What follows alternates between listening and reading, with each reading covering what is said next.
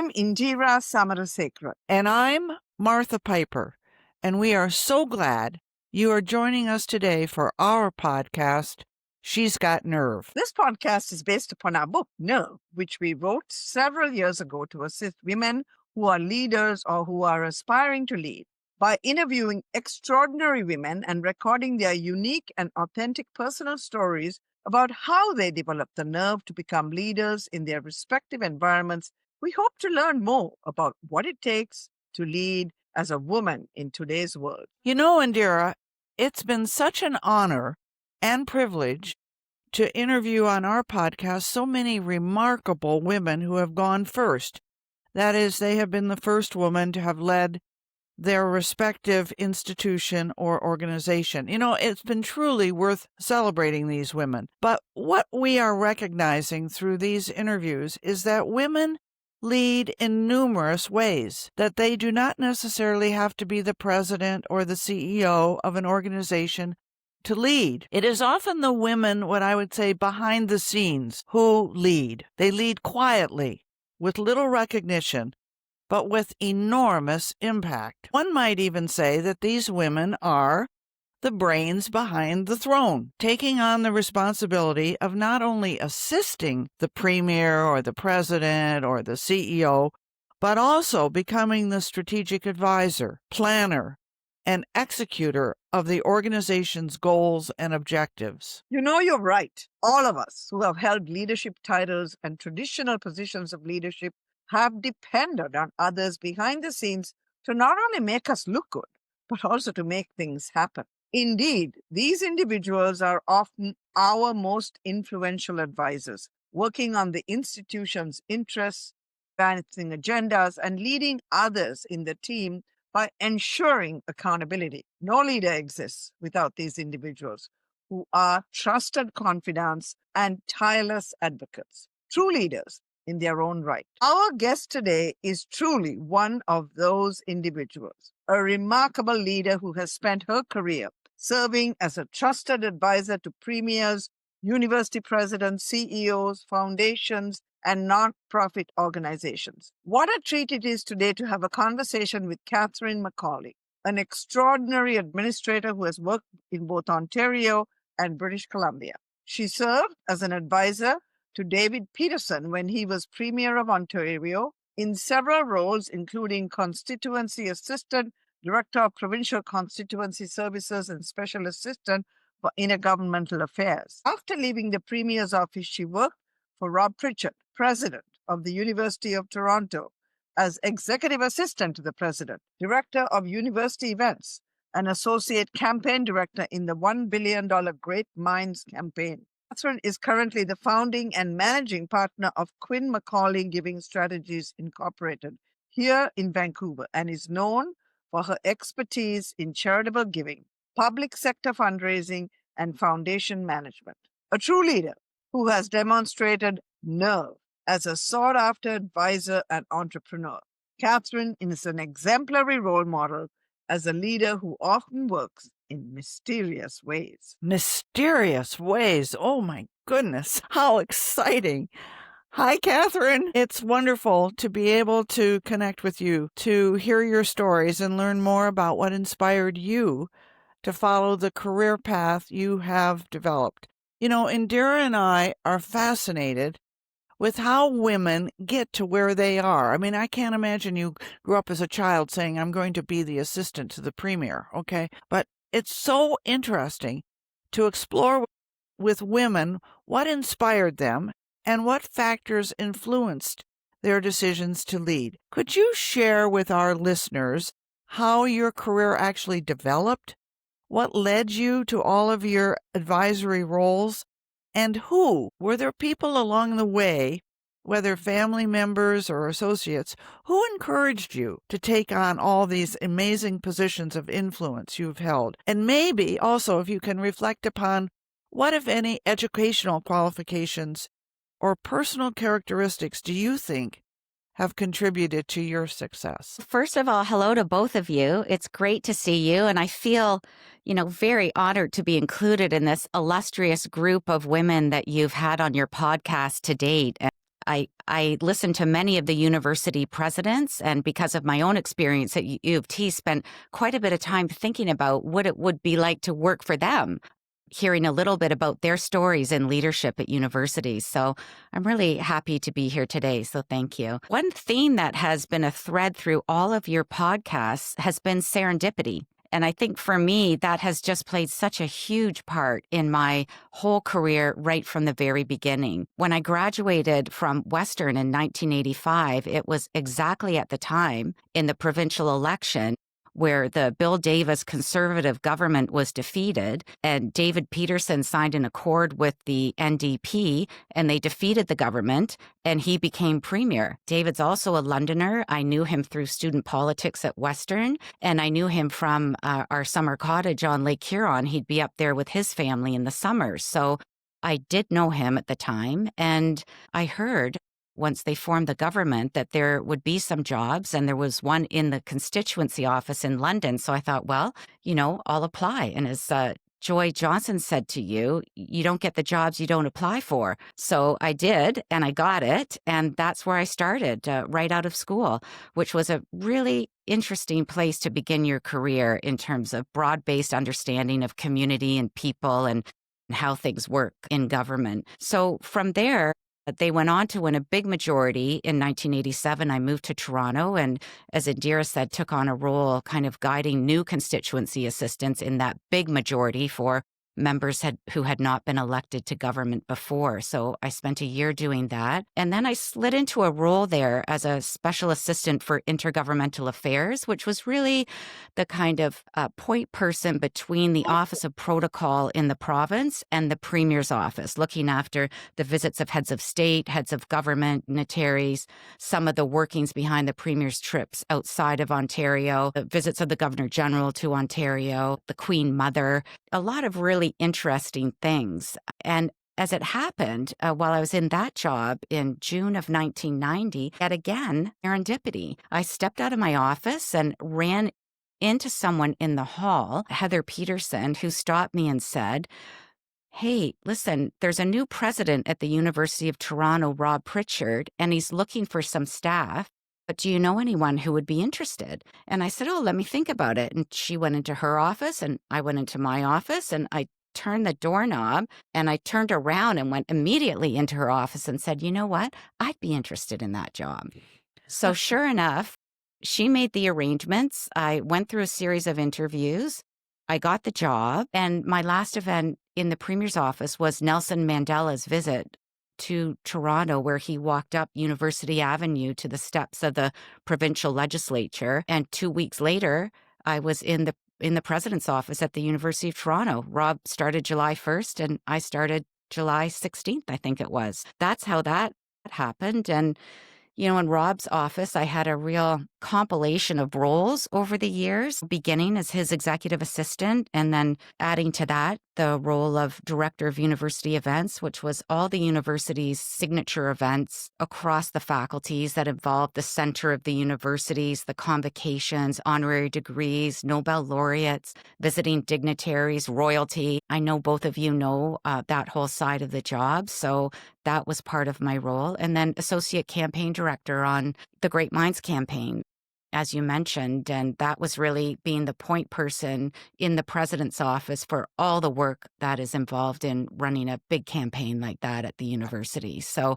that's kind of the scope of my work for Rob. After that, after I left the university, I went to work on the Toronto 2008 Olympic bid, and it was a very kind of short and focused role. I looked after the International Olympic Committee's final visit to Toronto before the decision, and then the Canadian delegation to Moscow, where they decided who won the bid, which, as you all remember, was Beijing, not Toronto. But arising out of that experience with the bid, I assembled a number of different projects working for Galen and Hilary Weston as Hilary stepped down from being Lieutenant Governor of Ontario. I went on to do more work for John Bitove, who was chair of that Olympic bid, starting a foundation with him. I did some work for Rob at Torstar at the time. And then the new Premier of Ontario, Dalton McGuinty, asked me to come back to help him with a Premier's Conference that he was hosting in Niagara-on-the-Lakes. That was really the start of learning that I could assemble a disparate group of projects and files and clients and maybe, build a business of my own. We moved to Vancouver in 2004. I took some time off with all the kids, and then I jumped back in for the 2010 Olympic Games in Vancouver, where I worked with my now business partner, Anna Quinn. We provided support again to the IOC by running the Olympic Club, which was the IOC headquarters and included the worldwide partners, and we ran all the events that happened there. And the next year we started our business, which is essentially at its core philanthropy advising. And yeah, that's how it all began. What a fascinating array of activities. I mean, you at a very young age, were interacting with leaders at a very high level, right? I mean, Martha and I, by the time we met, world leaders or anybody else, we had been in our careers for 20, 30 years. It would have been a remarkable experience at a very young age for you to be, if you will, at the center of power and interacting with world leaders. So that no wonder, I think in a very short time, you were able to assemble what I clearly think is an array of very important skills that have to be mastered as opposed to learned or educated. I'm just fascinated. So let me just switch a bit and talk about how else one functions when you get into these jobs of complexity. So, obviously family is one. We all tend to be affected by family, but others. And that is, we all get help from our friends and colleagues. And it truly does take a village. So upon reflection, are there one or two leaders who influenced you? Are there people who knew or just admired who inspired you or led by example that you now recognize as being instrumental in your leadership experience? And how important is it,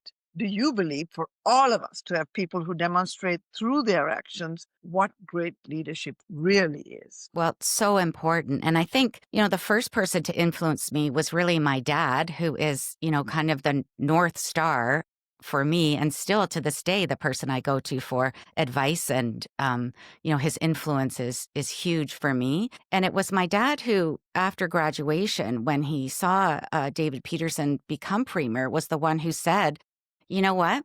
It's a great time to be a Liberal in Ontario. That would be a very interesting job. You will learn a lot. It will be a lot of fun, and it will be a great platform to start your career to go on to do who knows what. So he really encouraged me at that time to take that job.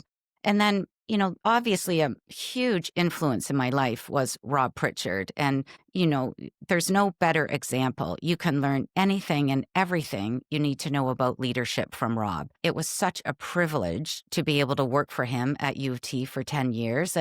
Rob has this incredible way of pursuing excellence and bringing everyone along with him and championing others along the way and lifting every organization that he's involved with. And he loves to see others do well and succeed. And, when you see how hard he works, it's very motivating to be alongside that. And you really start to push yourself. And obviously, I won the lottery, learning from a great leader like Rob.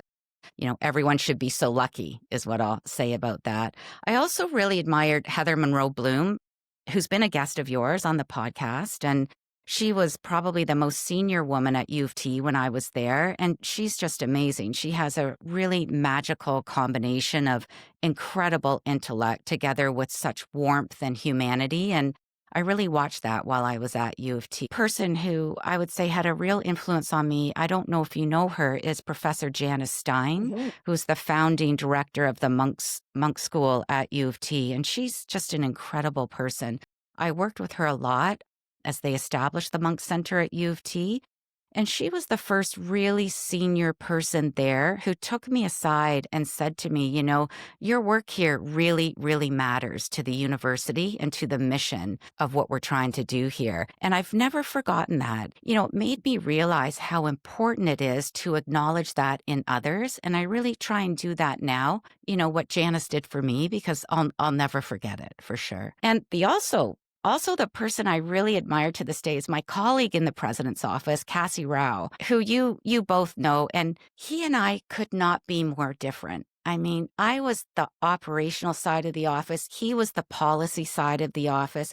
He is just a brilliant mind. He's thoughtful. He's well-spoken. He's measured. And, I've been known to be, all gas and no brakes at times. And Cassie is the perfect counterpoint to me. And I think, as a team, we really served Rob well. And it taught me a lot about building a team later in the years after I left U of T, because, people who are kind of skewed to the type A, you need all kinds of people to have a great team. And I always, when I'm putting groups together, think, well, who will be the Cassie on this team? So I don't know if he knows it, but he had a really big impact on my career for sure. So, Catherine, just before Martha takes over, I just wanted to follow up. Rob is, you're right, one of the most generous leaders I know. I have had no real connection with Rob other than, he knew who I was and I knew who he was. And I'll never forget being in John Evans's office at Tosta when I was thinking about university presidencies and U of A had sort of popped up, and I was going to see John Evans to ask his advice. And Rob heard about it and said, if you are thinking of becoming a university president, you just let us know. And I thought that was such a generous comment, right? That was one. The other one was Cassie. My goodness, I can only imagine your experience because, again, I like you, benefited enormously from Cassie. As you know, he led our India strategy and the rest is history.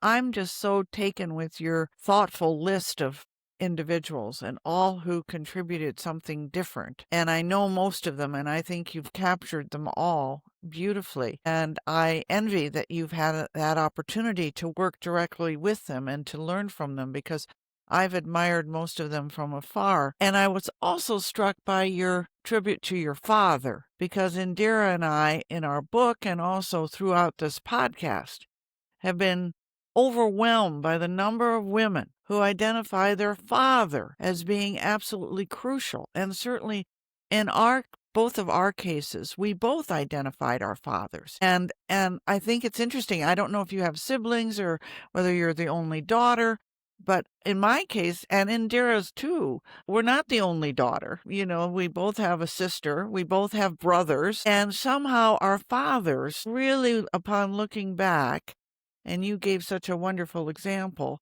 of the advice your dad gave you. But I can imagine he also, when you were young and as a child and then as a teenager and as a young woman, he was always there expecting the best from you. And that, that's incredibly valuable, I think. And it's not that you have to have that as a woman leader, but it often surfaces.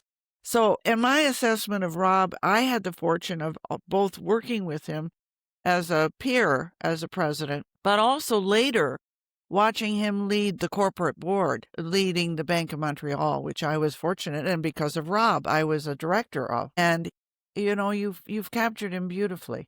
He is a national treasure, and I think his ability to lead and all the qualities you speak of are really quite extraordinary. So a tribute to him, and that leads me to my next question, which is, you spent a lot of time at U of T with Rob, and from firsthand how challenging and demanding that job as president is of a university such as U of T, an international world-class university. Things can happen. You have a strategic plan, but that's rarely what's going on.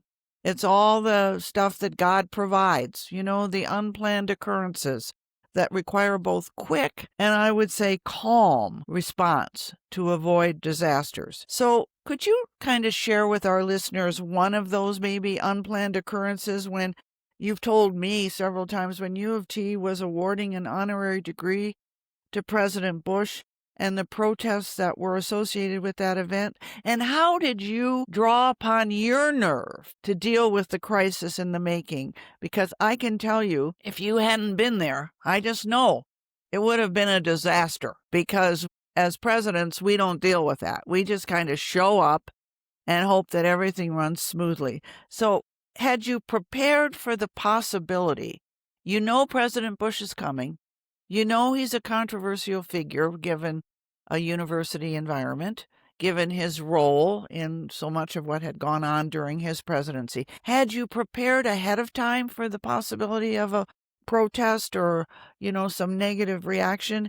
And do you have any advice to all the people like yourself, the leaders who are charged with making things happen smoothly, and how they should prepare for when things might go wrong? Well, that was something, the Bush visit for sure, in 1997.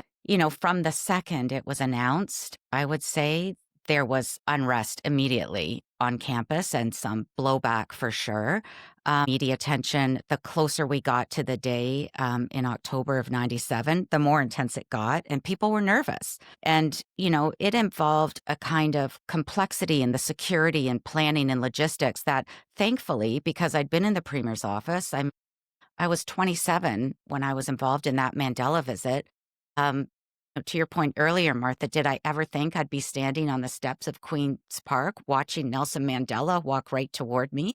I had a lot of good experience, and there were meetings in the months and weeks and days leading up to that visit with the Secret Service, obviously, and the RCMP, trying to develop the logistical plan to make that go smoothly, knowing that there would be protests on campus for sure. And my main objective, as you'll appreciate, is particularly of interest in this day and age, was to make sure that the degree was actually conferred and the president got to speak. And that was essential from the university's standpoint. Rob really taught me that the thing that we are there for is to represent the university, to respect the history of the university and the traditions, and to do all that we can to enhance the reputation of the university. So I had it in my mind always. We had to make sure that the degree got conferred. The Secret Service and the RCMP, on the other hand, their objective is solely the security of the former president of the United States, full stop. So you can see where the challenge was in the days leading up to that. As the event unfolded, I learned in that visit that with those high-level security events, you can always get somebody into an event. The thing they worry about is getting out. So that was the big concern. And, we did get all the dignitaries in, got President Bush in, the ceremony began to unfold, and the plan was amongst all of us that if at any point the Secret Service and the RCMP felt that the president was in some kind of danger or there was a threat, they would give me a signal. I would go up to the stage. I would tell Rob, we have to go. He would grab President Bush and we'd go out through the kitchen of Hart House. That was the plan. So needless to say, with my interest in getting the degree conferred, I tried to avoid eye contact with the RCMP and the Secret Service for as long as possible to make sure that we awarded the degree. Because it was Hart House also, which is a very old building, you could hear the commotion building outside. You could hear the roars. It was really loud, and I pretty much knew what was going to happen. So sure enough, the hood goes on, the president speaks, and I look over and they give me the high sign, we are out of here. So I have to go up on the stage. I have to say to Rob to grab the president, please. And out we went through the kitchen of Hart House to the motorcade on Queen's Park Circle. So that's how that unfolded. Later that day, there was a dinner at the president's residence. And of course, I was briefing President Bush about what was going to happen at the dinner. And I apologized for what had happened in the afternoon. And he could not have been more gracious or kind or unbothered by the entire incident. He was just unflappable, that guy. So, that's what happened. And I was grateful that I'd had a lot of experience, no doubt. And I did have to hold my nerve, but I don't have to tell either of you for sure. And most of those people who've been guests on your podcast that the last thing a university leader needs is to look over in a situation like that to their senior staff member and think that they are rattled or coming unglued. So I knew it was essential for everyone. There were a lot of eyes watching, that I stay in control of the situation. And we had spent so much time preparing and planning for every possible contingency, looking at all the mitigations we could make. And at the end of the day, my advice to others would be there is simply in those situations no substitute for preparation. You just have to look at all the possible things that could go wrong, stick to your plan, be calm. And when you make it through something like that, you have those skills for the next time, and it builds your confidence and your credibility for sure. And, I kind of like to think of the statue of the Fearless Girl by Kristen Visbal on Wall Street, where the girl is standing with her hands on her hips and her chin up. And you kind of have to be a little bit fearless in those moments. And as rough as that one was, and how much preparation came into play and just getting through that, there were other times, as an example, when Mikhail Gorbachev came to the university to be part of a panel discussion, which had never happened in the West, was 1,700 people in convocation. 75 of them were world media. We prepared everything, as obviously you would, all the details. And sure enough, they opened the doors of Convocation Hall to let the air in, and a pigeon got in. Now, I had not prepared for the pigeon, for sure. And this is, 15 minutes before this is supposed to happen. And the bird is swooping back and forth in front of the stage minutes before they're supposed to go on. And, I was talking to the RCMP about what are we going to do? And the officer said to me, this is what's going to happen. Once the hall is full and people are quiet, it will just find a place to sit down, which he was right, it did, until about the last 4 minutes of the whole thing. And it made one big swoop across the stage to the other side. And I just about died. So they wrap it up again. We go back into the chancellor's office. I'm speaking with Gorbachev through his interpreter. I said, I'm so sorry about the bird. I really apologize. And he said through his interpreter, it was the dove of peace. And I thought, the dove. wow, that's really one to remember from Gorbachev. So you can make all the plans you want, but things do go sideways, and that happens, and it just adds to your kind of arsenal of things that you've been through.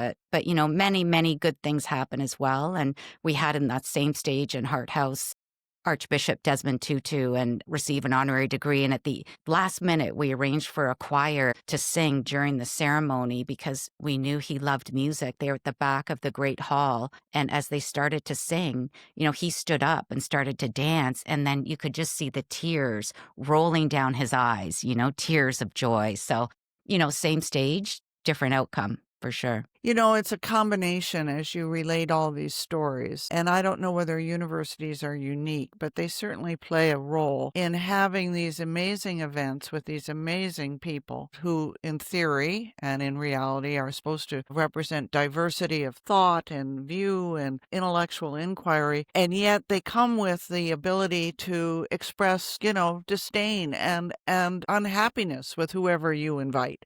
And so it is this combination and balance. And I thought your comment, it's easy to get them in. It's hard to get them out. And my experience with APAC, which we've shared a little bit, we had all the leaders, all the world leaders of the Asia Pacific countries. So Jiang Zemin from China, Suharto from Indonesia, Clinton from the United States, Chrétien from Canada, and Japan and so forth. Some who are major humanitarian, huge protests. When I think about it back then, and I was brand new, over 50% of the world's population was represented in my house for lunch with these leaders. So they get on campus.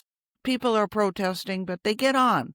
The issue was getting them off because there was only one road out to the airport. And as you said, my concern was that their meeting at the Museum of Anthropology went on and they were able to have dialogue. The RCMP and the Secret Security is only the safety of those leaders, and they don't really care. They'll do anything to keep them safe. And so as students started laying down on the road to keep those leaders from getting out, the RCMP, as this went on every national television, and I had to go in front of a commission and defend it. The RCMP pepper sprays all these students to get them off the road. Did we prepare for that? Did we know that was going to happen? Could we control the RCMP? All we were worried about, as you said, was the university's role. That went off without a hitch. It was all the other things. I've shared this with you, Catherine.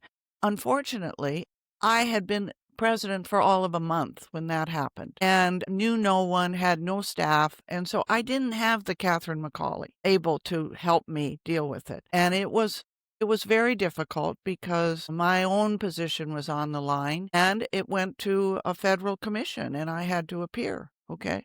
But here's the thing. It's just what you said. I knew after that, if I got through that, I could get through anything. I could host the Queen. I could host the Dalai Lama. I could host Desmond Tutu. I could host Shirin Ebani. I could host anybody after that. For sure. That was rough. And that's what experience provides you with. Well, thank you for that. And I'll turn it over to Indira. So shifting gears, you truly have had an illustrious career. What many people, however, may not know is that you're also a wife and a mother of 3 children, and now 1 beautiful grandchild. If there's one question that Martha and I are continually asked by women, it's something like this. How do you achieve balance between your professional and career goals and your personal and family commitments? So how would you respond to the question? What advice would you give to those who choose to commit to a partnership and or raising children?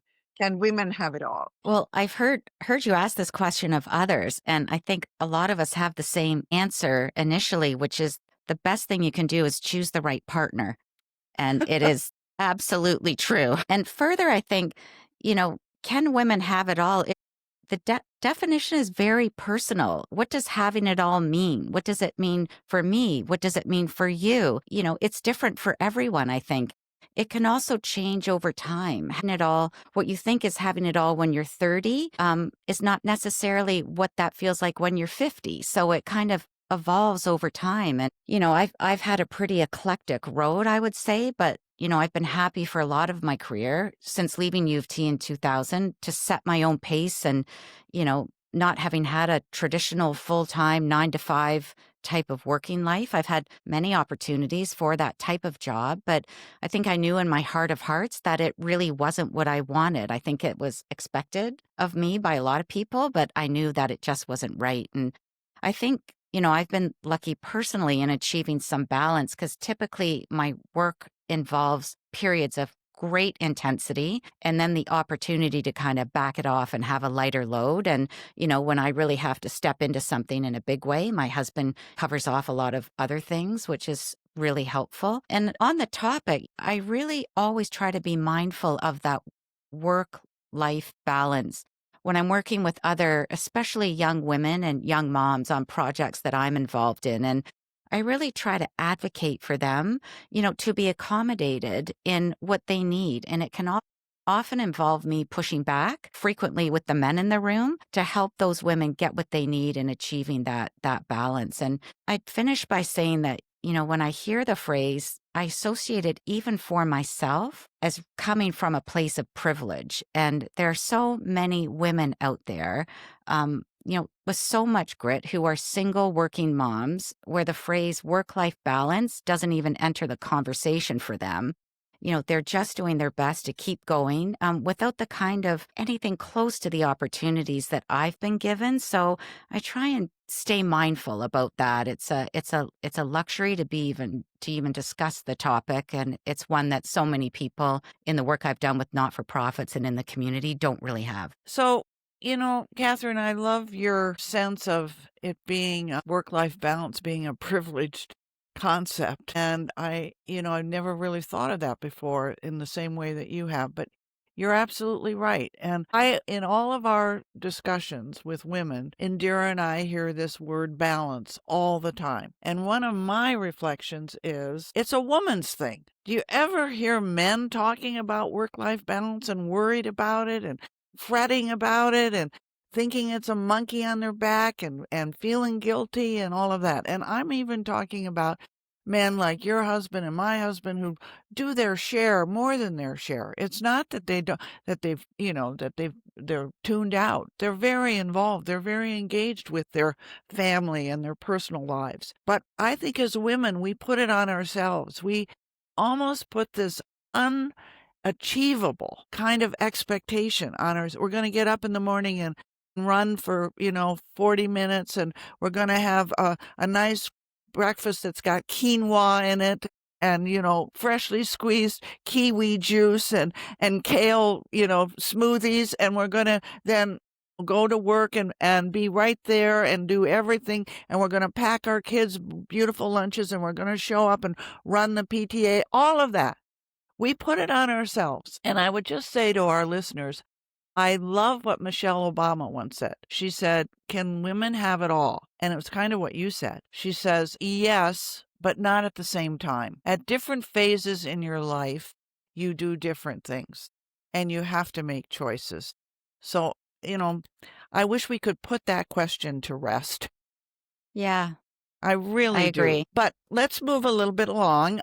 You've now moved from kind of being behind the scenes to now leading your own organization, front and center, Quinn McCauley Giving Strategies Incorporated. How did you find the transition from being the assistant leader to actually being the CEO, running the show yourself? Do the roles differ? And what prepared you for starting your own business and having the nerve to create your own company? I mean, that's amazing to me that you've moved, kind of from my point of view, very seamlessly from being part of a team and running a team to actually being the entrepreneur and the CEO.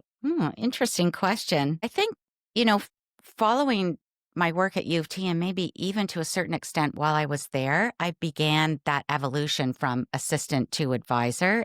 I have to say that almost throughout my entire career, all my work is highly collaborative. So, the titles don't really mean that much to me. I'm always part of a team, no matter where I am on the org chart in terms of the title. And I think starting the business really came from, those early days after the Toronto Olympic bid, when people were phoning me to ask me to do certain projects, and I realized that there's actually lots of work out there, and it will come to me if I'm open to it, which is great. But in particular with the business in 2011, we identified a lot of opportunity in philanthropy advising that just wasn't being done. So there was a real niche to fill. And, it's easier to build a business when you can see that need there so readily. And, our particular expertise is going deep into the community to find those matches between donors and organizations that are really impactful and effective.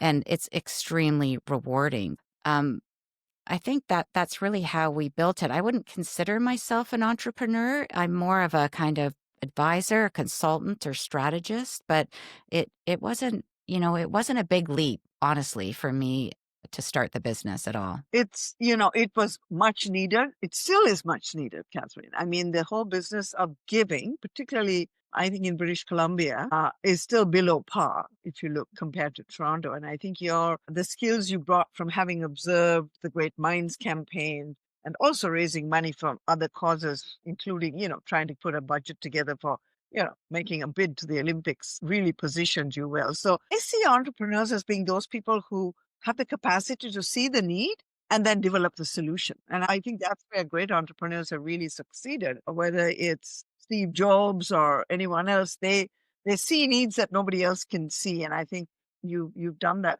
extremely well. And I certainly have had a close-up look at how that's manifested with you and Carol Lee working on the John MacArthur Fellowship and trying to bring in money and leaders like Bloomberg to come and speak at that event. I mean, you've really been able to work at the very highest level of bringing excellence and then the resources to happen. So kudos to you. So let me just, in closing, thank you. You have been very, very enlightening, certainly for me, to hear about some of your experiences as a leader. You are an inspirational trailblazer. You serve as a model for generations of young women. And yet we often hear that young women listening to the stories of trailblazers like yourself cannot always see themselves in those roles. And they think, oh, there's no way they can achieve it or even aspire to achieve what you have accomplished. For some reason, they believe that you have superpowers, permitting you to do things they cannot possibly accomplish. While they may be right about your superpowers, how do you ensure that others will follow you and become leaders? What do you tell young women about how they should be their best selves, take calculated risks, and aspire to make a difference in the world? And how do you ensure that others follow in your footsteps? Wow. Well, there are definitely no superpowers here, that's for sure. But I would tell women a few things. They're interested in the kind of career that I've been fortunate enough to have. And one is, first to be open to serendipity. I mean, recognize it and take those opportunities that just land right in front of you. And I think the second thing would be, to be open to some zigs and zags. Welcome it. It can be fun, and not every career needs to be a straight line. And I think that's especially important for young women now. And I think, be brave, like push up against and through the things in your career that are right at the line of what you think you're capable of doing. You could do more than you think, and that's how you gain the confidence and the resilience that you need. And I think, my role in trying to help people get there is to be a good mentor and be a champion, and ideally, do something that I hope will create something serendipitous for somebody else. And finally, and I don't know how people will respond to this, but, for young women, you know what? Be the assistant. Start there. Get good at it. Put in the work. Don't assume that's a lesser role because of the title. It can lead to some pretty great things, I would say. It's kind of like, oh, the places you'll go, Dr. Seuss said. So be open to that, I think. And if you work hard, you can start there and great things will happen. You're so right to emphasize serendipity. It's the one thing that I think very few people think of. Everyone's planning this linear career. Those days are gone, Catherine. I mean, the world we live in is under so much disruption. There is no linear career. And I think serendipity is really the word in being open to those opportunities that I think have certainly set you apart. And I love the fact that you've linked it to serendipity, given that the word serendipity comes from the island of Sri Lanka. So thank you. We really admire you. You've played an amazing role advising some key individuals, leaders like Rob Pritchard and David Peterson, and organizations that are so central to Canada's success. Your story is really an inspiration for thousands of women. So thank you. Thank you, Indira. And to both of you, you are an inspiration to me both, because I listened to the podcast where you described, heading into the departure lounge. And I would say that the two of you are so involved in so many things at this stage in your lives, and it's really an inspiration to me and to many others I know. So thank you for having me. Well, Catherine, it's been truly a pleasure connecting with you and hearing your, I think, what I would call authentic voice, and sharing with us and being so generous with your stories and with your personal experiences. And, we can't thank you enough for giving so generously of yourself. And I loved what you had to say. Titles are emphasized. It really has nothing to do with the title. You can lead. I keep saying you can lead at every level. And you have shown that the leadership you've brought to everything you've tackled, whether it be an advisor, whether it's been, running a committee, whether it's been chairing Olympics, whatever it is, you have led regardless of the title. And for that, we thank you. And thank you so much for being with us today.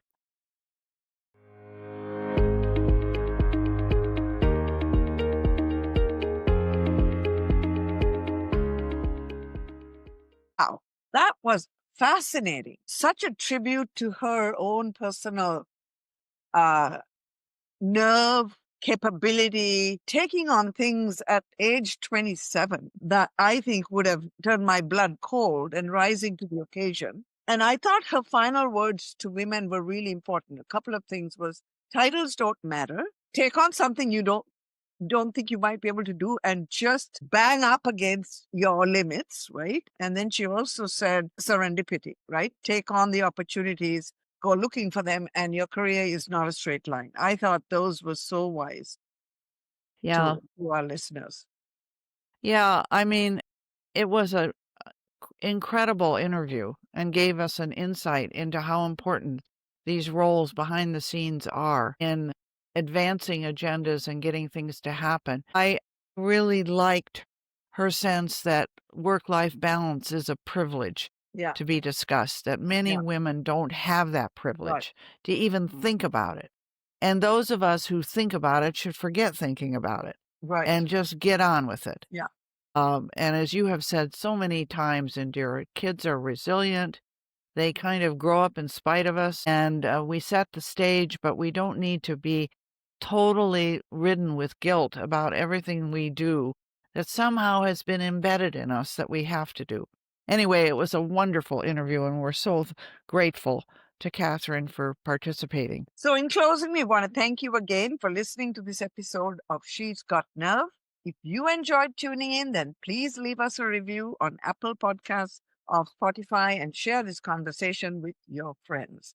Go to www.nerve2021.com or follow our social media channels at NerveBook2021 to find out more about women in leadership and to access some useful resources. And if there are any specific topics you would like us to cover in the future, please email nervebook2021@gmail.com. We would love to hear from you. A very special thanks to our team, marketing manager and producer, Orla Mackerline, and show manager, Eilish Courtney.